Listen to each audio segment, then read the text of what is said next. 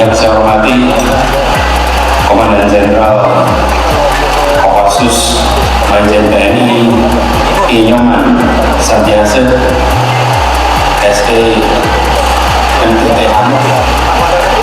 Yang saya hormati Inspektur Kopassus Komandan Infanteri Sugiono dan para pamen ahli Kopassus, para asisten Danjen dan Sat 81 Kopassus, para abalak Kopassus, para perwira, para prajurit, dan juga seluruh jajaran Pemprov DKI Jakarta yang hadir bersama kami.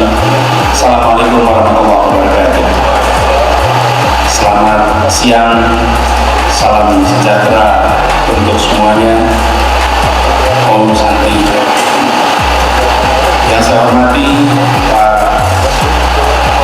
Danjen, izinkan saya memulai dengan menyampaikan rasa terima kasih, rasa syukur dan rasa bangga bahwa pagi hari ini, sejak pagi hingga siang, kami seluruh jajaran Pemprov DKI mendapatkan sambutan yang amat hangat dan terhormat dari Bapak. Sejak pagi ketika kami datang, dari mulai berangkat dari kediaman sampai ke sini, merasakan penuh rasa kehormatan. Karena itu kami menyampaikan terima kasih. Dan kehangatan itu bukan saja di dalam jajaran, datang keluar keliling sekolah-sekolah pun keluar siswa-siswanya untuk menyambut kedatangan kita semua. Saya ingin menyampaikan terima kasih, apresiasi, dan kami di jajaran Pemprov seperti juga tadi disampaikan pada saat kita berdialog dalam ruangan, kita ingin sekali agar kerja bersama kita untuk membangun Jakarta yang situasinya kondusif. Kita menyadari saat ini Jakarta adalah ibu kota, tapi apapun status kota ini, baik ini disebut sebagai ibu kota ataupun nantinya bukan ibu kota, tetap dia memiliki posisi strategis sebagai simpul perekonomian Indonesia. Bila Jakarta stabil, seluruh Indonesia stabil. Bila Jakarta tenang, seluruh Indonesia tenang. Tapi bila Jakarta tegang, se-Indonesia tegang. Bila Jakarta tidak stabil, seluruh Indonesia merasakan.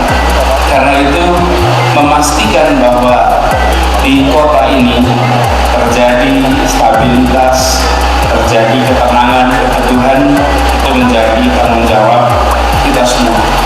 Karena itu kami menyadari persis peran penting dari bapak-bapak yang bertugas di Kopassus. Tadi kita sudah lihat sama-sama. Saya tadi sampaikan bahwa bapak-bapak ini bertugas di tempat yang tak terlihat. Tak terlihat, kita hanya lihat hasilnya. Tapi sulitnya, beratnya, bahkan bisa disebut penderitaan yang dialaminya, seluruh masyarakat ini tahu beres, tidak tahu rumitnya.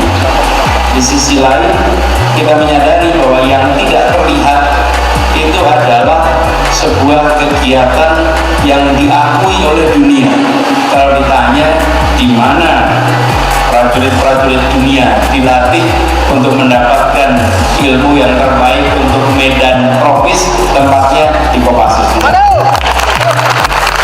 Jadi seluruh dunia, tapi ini semua dilakukan tanpa boleh diketahui umum. Karena itu kita di publik sana tidak terlihat. Tapi kami bangga atas apa yang Bapak-Bapak kerjakan. Kami hormat dan kita semua menitipkan kepada Bapak sekalian, menitipkan bahwa stabilitas keamanan kita, potensi-potensi ancaman kepada Republik ini, itu Bapak-Bapak yang terdepan yang mendeteksi. Dan deteksi itu ketika dilakukan intervensi, pencegahan, dan berhasil, kita tidak tahu kita tidak dengar ada ancaman, kita tidak dengar juga ancaman itu berhasil dieliminasi. Itu pekerjaan yang membutuhkan ketabahan, pekerjaan yang membutuhkan kerendahan hatian, pekerjaan yang membutuhkan untuk kemauan untuk tak berada di depan panggung dan menepukkan dada. Kita berikan terima kasih dan apresiasi. Ini harus sekalian moto berani, benar, berhasil. Saya rasa ini sebuah moto yang harus keluar dari Mako. Ini harus menyebar ke seluruh Indonesia. Kita membutuhkan lebih banyak lagi pribadi-pribadi yang berani, yang benar, tapi juga kalau bekerja tuntas. Berani tapi tak tuntas bermasalah. Tak bermasalah. Karena itu kalau kata berhasil itu membayangkan sebuah konsep misi. Ini Pak Danjen kami sampaikan pada seluruh jajaran, jangan punya cita-cita, tujuan, jangan pegang cita-cita, peganglah misi. Karena kalau cita-cita itu sesuatu yang mau kita dapatkan, mau kita raih. Kalau misi itu sesuatu yang kita emban, mau kita bawa. Jadi kalau ditanya bukan apa cita-citamu, tapi apa misimu. Kalau kita merasa membawa misi, maka kita punya keyakinan ini sebuah perjalanan untuk bisa memberikan, meraih apa yang menjadi misi kita. Membawa misi dan mengambil cita-cita dua hal yang berbeda. Kalau misi itu kita tanggung di sini. Nah, ini yang kita berharap nantinya akan bisa lebih banyak. Misi kami di Jakarta adalah menghadirkan ibu kota yang masyarakatnya beradab. Masyarakatnya memegang adab, kotanya lestari, sehingga anak cucu kita masih bisa menikmati kota ini. Lalu kotanya maju, di mana terasa ada kemodernan di kota ini. Dan kita berkeinginan agar warganya bahagia. Jangan saja kotanya maju, tapi warganya tidak bahagia. Warganya harus bahagia. Di situ sebabnya kita selalu mencoba melakukan kegiatan supaya warga merasakan langsung. Dan ada satu hal Pak Danjen yang penting kita sadari sama-sama, di Jakarta ini pusat kemajuan ekonomi, tapi juga pusatnya ketimpangan sosial. Saya berkesempatan dulu ketika di Indonesia mengajar datang ke pelosok-pelosok tanah air. Nah, kalau pelosok-pelosok itu ketemunya dengan bapak-bapak. Karena di tempat yang di situ tidak ada orang, di situ pasti ada bapak-bapak dan tempat tugas. Jadi kalau di sana saya menyaksikan kemiskinan, ketimpangan saya menyaksikan, ya itulah Indonesia. Tapi ketika datang di ibu kota, masuk di kampung-kampung, saya melihat kemiskinan juga. Tapi kali ini rasanya seperti belum pernah lihat kemiskinan, karena ketimpangan yang ada di ibu kota jauh lebih ekstrim daripada ketimpangan yang ada di luar ibu kota. Di luar sana ketimpangan miskin, tapi lahan luas, udara bersih, tanaman subur, ikan mudah didapat, sanak saudara bersama.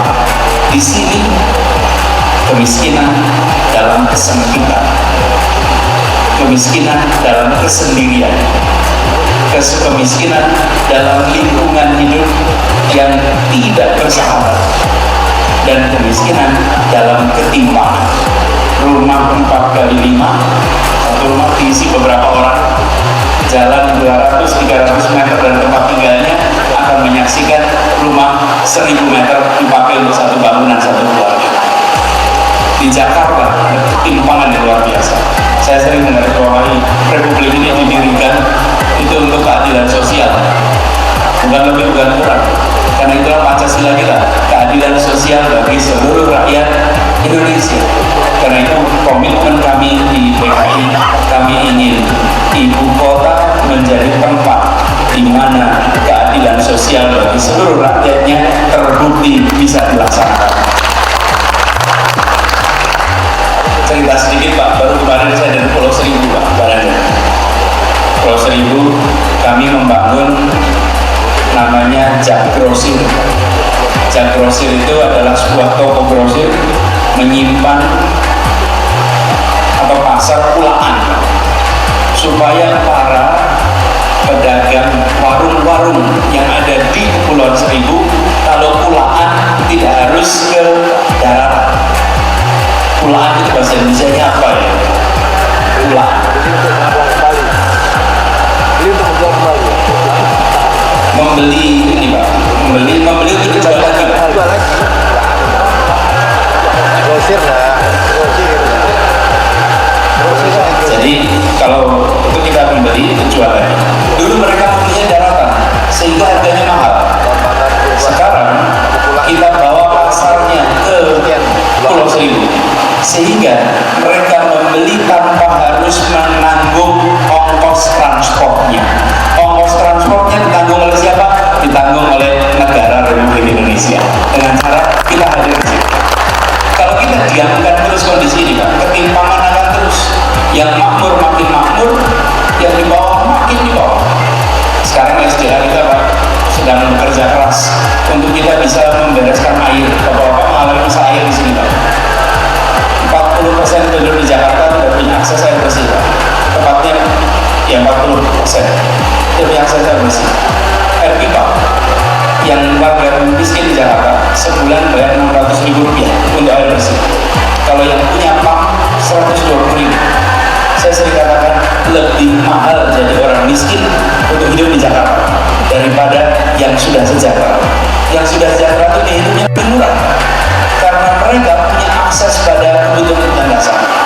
Kita ingin nantinya kita dorong itu. Jadi silaturahmi ini kami menyampaikan apa yang menjadi PR kita, kami mendengar apa yang menjadi PR dari Bapak-Bapak. Insya Allah nanti Pemprov DKI akan mendukung apa yang menjadi rencana kasus, dan kami berharap terus kalian bantu kami di dalam membereskan PR-PR mendasar. Belum kalau terkait soal lingkungan hidup. Kita senang sekali pada acara hari ini tuntas, termasuk menembaknya tadi Pak. Itu menjadi bonus buat kita semua. Nanti bapak-bapak kita perlu latihan tembak. Nanti kapan-kapan latihan, biar nanti kalau game kita lumayan lah kecepatan. Pak Ranjen, sekali lagi terima kasih atas sambutan yang hangat, atas kehormatannya. Insya Allah silaturahmi kita jaga terus. Kurang lebih mohon dimaafkan. Assalamualaikum warahmatullahi wabarakatuh. Salam Om Santi Santi Santi. Selanjutnya kami mohon Bapak Gubernur untuk tetap tinggal di tempat untuk menerima.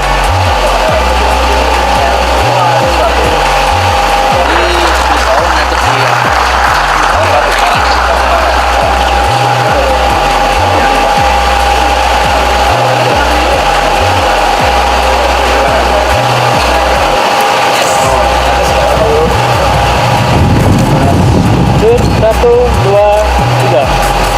Sekali lagi cek. 1, 2, 3.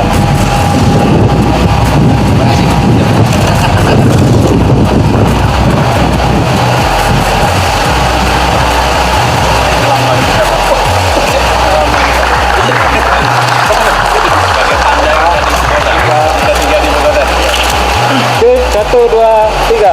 Sekali lagi cek. 1, 2, 3.